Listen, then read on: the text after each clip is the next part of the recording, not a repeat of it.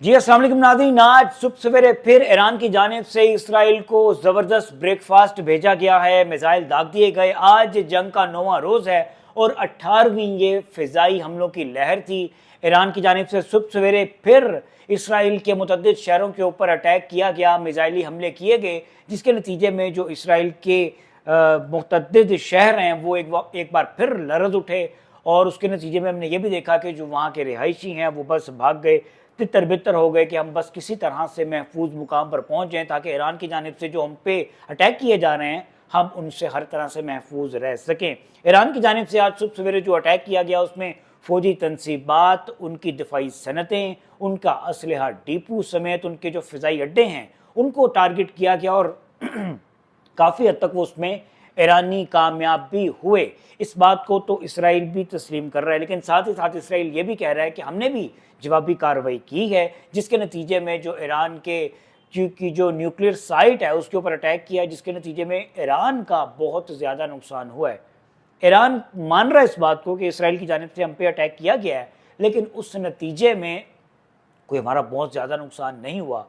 हमारा nuclear site के ऊपर जो इसराइल की जानिब से अटैक किया गया उसमें थोड़ा सा नुकसान हुआ है, लेकिन जो ख़तरनाक मादा है, मवाद है, वो लीक नहीं हुआ, महफूज है।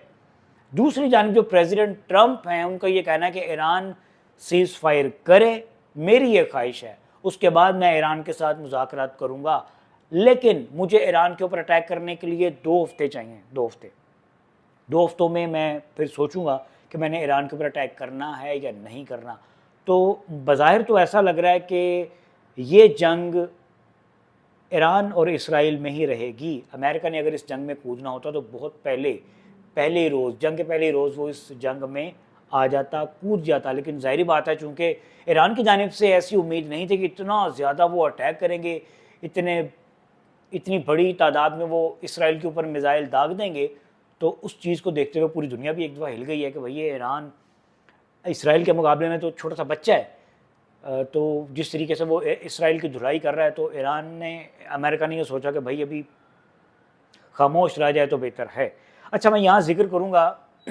आसिम मुनीर साहब का।